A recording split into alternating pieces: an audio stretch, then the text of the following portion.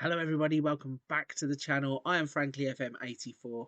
A big thank you for joining me on another episode of Bello Calcio. We are currently out in Japan managing Shonan Bellmare in the Japanese J League. So in yesterday's episode, you would have seen the season review. You'd have seen how we got on in the first season. You would have also seen us celebrating our first ever J League title of the series. So in today's episode, we have pushed, I was going to say, all the way through pre-season, but we haven't because of the way the league is structured. The Champions League is different this season. It means that we have actually pushed forwards to the first Champions League game, which is a little bit strange because it's quite early. We're going to go through the signings we've made, the finances that we've got left, and I'm going to show you everything that's happened up until this point. So let's not hang about. The first thing we are going to have a look at is transfers, of course. So if we hit the transfer history button, you can see that there are a few players that have come in. There are quite a few players that have gone out. We will skip over some of the lesser ones. We have, in terms of bigger players, Shunya Mori, he has gone out. He has left the club. He has joined Jubilo Iwata for £67,000. We've got Renan there going out on loan. He's one of our Brazilians that we have in the under-21s. We have Kota Sanada. He is a goalkeeper who has gone to... Where has he gone? Montedio Yamagata for £2,300.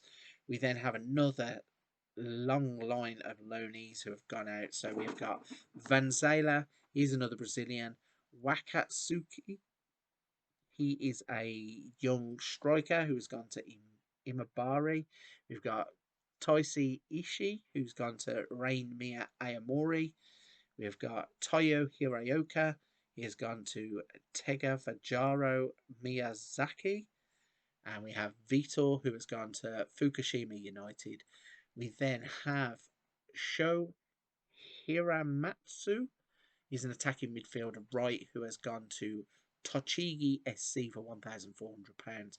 We have then sold last season's leading defender Godfrey Aboabona. We had a bid come in for him for £40,000. Didn't really want to take it, but he kind of had forced our hand. He said he wanted to go. It was good for us. It got another big lump off of the wage bill. Plus, he's a 32-year-old, and it also gave us a chance to replace him. And the last one to go out on loan was Matteo Brighi. Don't know how you pronounce that. Former Udinese player who is in our youth teams. So that meant that we had to go out and sign players to replace them. So the first player we brought in was a young 16-year-old striker. You can see his finishing is very appealing. His pace and acceleration hopefully will be a bit better come the time he's breaking into the first team. He has good work rate, he has good flair, determination, finishing, technique is all good. So he's a young striker, Japanese as well, to bring through into the first team. We then signed Yuji Kitajima. He's a rotation player, coming as a backup, plays as central midfield. Didn't cost a penny. We have Ren Fujimura. He's a striker who has good pace and acceleration. Again, another backup player. One of those players that we need really to hit the quotas for things like the Emperor's Cup and the AFC Champions League. We had Koki Harada. He's another free transfer who came in from Kawasaki Frontale. Decent player on £1,000 a week. Another central midfielder we can use as a rotation option. We signed Dominic Tan. He is a Malaysian who has 8 caps. Plays as a central defender. Maybe not a first teamer, but he's definitely somebody who is in the mould of a good enough centre-back to play in this league. The board weren't too happy with the fact we're paying him £400 a week apparently, but hey-ho, it's a player that we needed and a player that I wanted. We then started to spend some money. We spent £400,000 on Sho Morita. He is a 19-year-old, under-19 Japanese international who has 5-star potential, obviously, in our save against our team. He has 5-star potential. He's a defender right, tackling of 10 is probably a little bit weaker than what I wanted, but he has good determination, aggression, decisions. He has good physicals as well, with acceleration, balance, natural fitness, those kinds of things all coming into their own. We then signed Tatsuya Tabira. He's another centre back, a Japanese centre back who is just 21 years old. It says he's a 3.5-star rated against our own squad player, which £405,000 was quite a bargain. Our scouts were quite keen on him. And then we have our two marquee signings for the off season. We signed Patati. He is a player who I actually signed for Leeds United in my Leeds United Pride of Yorkshire save, and he didn't really break into my first team. I ended up putting him in the reserves, I think, and then selling him on. But he's a player who, if he develops like he looks like he should develop, that 325,000 to 2.1 million pounds is going to be an absolute steal. We paid 550,000 pounds for him, and then the centerpiece, the piece de resistance, is a player from Borussia Dortmund, a young German, capped at under 20s level, Dennis Lutke-Free. He is a central midfielder who comes in for £2.2 million, did we pay? Yeah, 2.2 rising to 2.6. Plays as a central midfielder, and I think he's going to be a cut above once he gets up and running in this team. Unfortunately, the Champions League comes a little bit too soon for both Patati and Lutka Free, which means we can't play those in that game. But those are the signings that we have made and the players that we have let go of.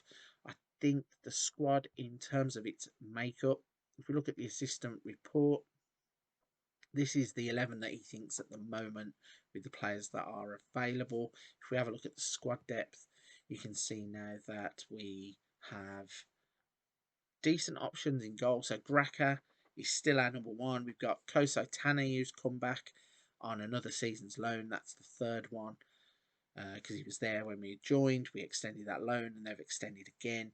We are probably a little bit weak at left back and right back, but in terms of centre backs, we are strong.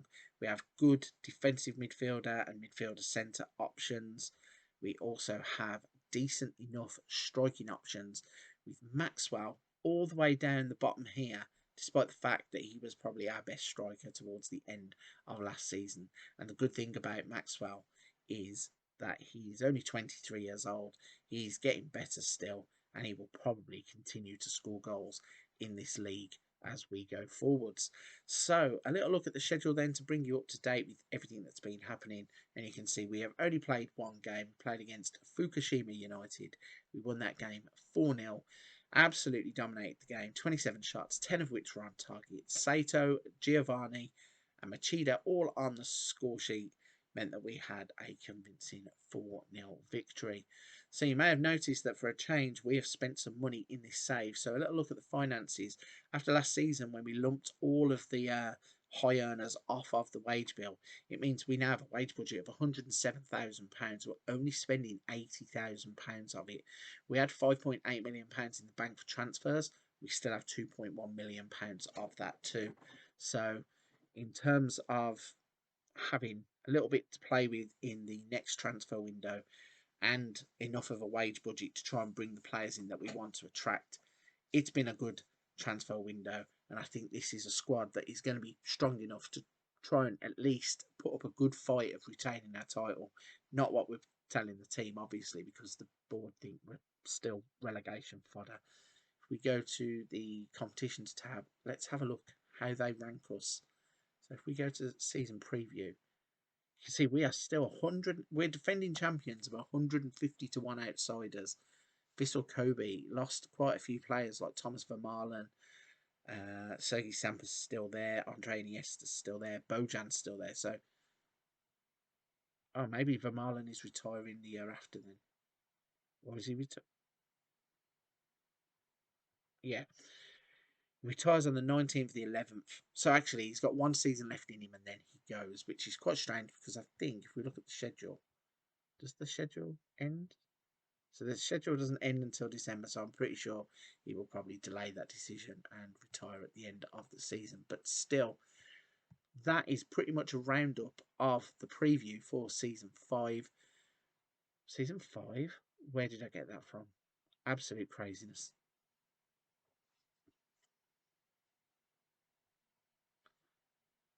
That then is pretty much the roundup for season 2 and the preview of season.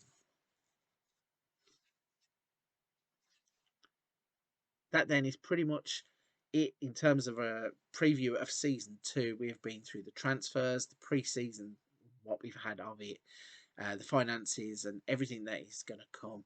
A little look at the schedule revealed. Like I said, we have the Champions League quite early this season, and it starts tomorrow.